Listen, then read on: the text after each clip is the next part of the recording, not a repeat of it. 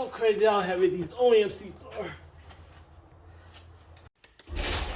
Alright guys, let's get some work done on the B7 RS4 today.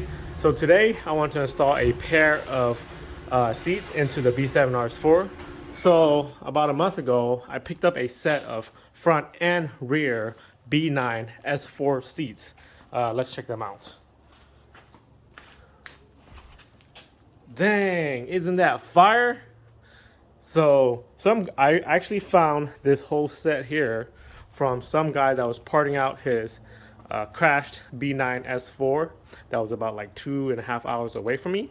I picked up this whole set for $1,200 and it included these little rear side panels too. So pretty excited to get these guys installed into the B7 RS4.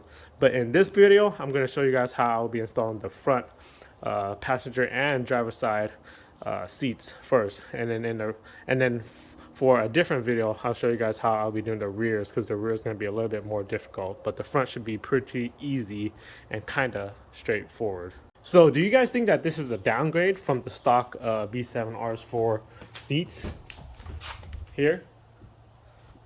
I mean, honestly, I actually don't, because these seats are what, 2 generations over the B7 seats, plus the diamond stitching. That's fire. The only issue that I don't really like, but I think I'm okay with, is of course the S symbol here on the seat. But until I can find some RS seats, these will definitely be good for now. Oh, and us B6 and B7 owners already know how super common and annoying these back seat covers are. Check this out. So, enough of me talking. Let's get these B9 S4 front seats installed into my B7 RS4. So for the front 2 seats, they should be actually a direct bolt-in. The only thing that we need to do or modify is the seat harnesses on the front 2 seats. And I actually went to Pick and Pull to pick up a pair of front, or just the front left and right seat harnesses from another B7, because I don't want to cut the current one on the B7 RS4 seats, because I do plan to sell those.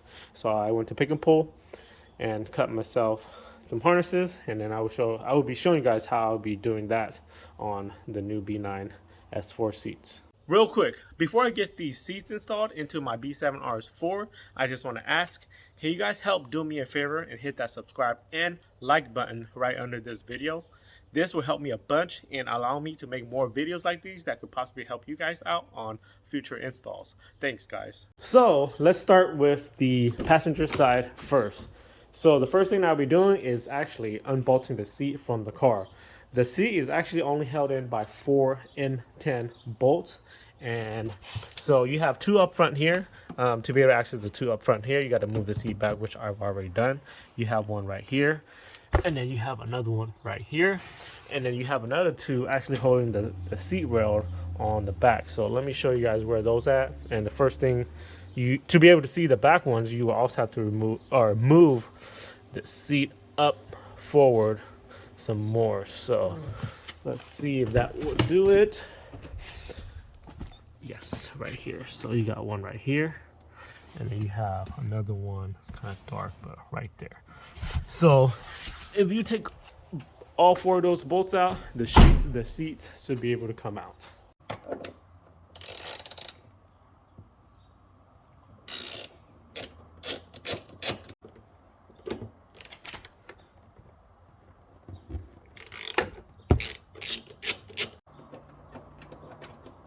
There's 1.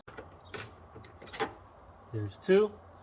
Now let's go do the back. Let's move the seat up, all the way up.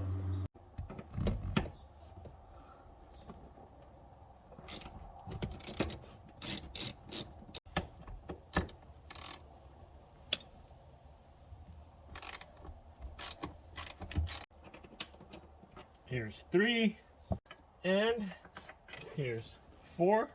So all 4 M10 triple square bolts are out. The seats should actually be able to come out. See how it's moving now? But before we take the seats out, we're gonna do a couple more things. So the next thing we need to do is remove the seat belt from the seat. And let me actually show you guys on the B9 seats over there so it's easier and more visible. So on the B9 seats, they actually have it down here.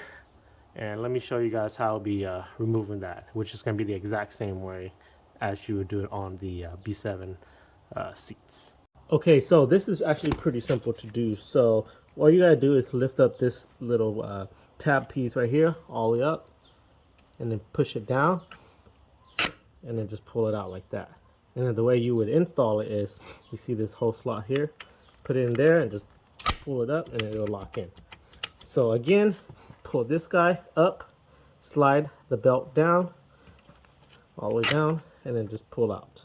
So on the B7, we're gonna need to take this cover off first. We just slide it up and pull out, So slide it up, and then just pull it out. Now to expose the seat belt part down here, and we're gonna do the exact same thing as I show you guys on the B9 seat. So pull this guy out, push down, and pull out. And the seat belt is out.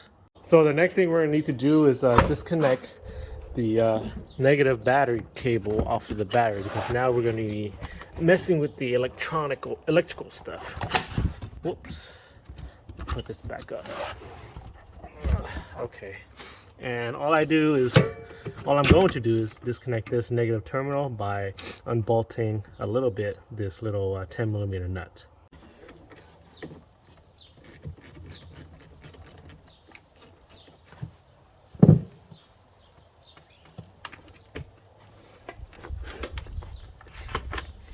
So the last thing we need to do now before being able to pull the seat out of the car is to disconnect the harness, and the harness is right under the seat, and it's like right in that section. So the seat is already able to come out, but let's show you. The harness is actually hiding right under there. Now let me show you guys how I'm going to remove the harness. There's 4 connectors in there. Okay, first thing we're going to do is pop off this cover, just pull up, slide out. Next thing we do is remove the harness from this little housing of where this connectors go by pressing these 2 little tabs, one here, one here. Okay, that's up. And now there's 4 connectors that we need to remove. And you got this one right here. This yellow one, there's a little side clip that you press, and then you just pull up. There it is. And then for the rest, you should just be able to gently hold the connector and pull up, because it's held in by 2 clips on each side. So I'll show you guys. There's the red one, green one, same thing.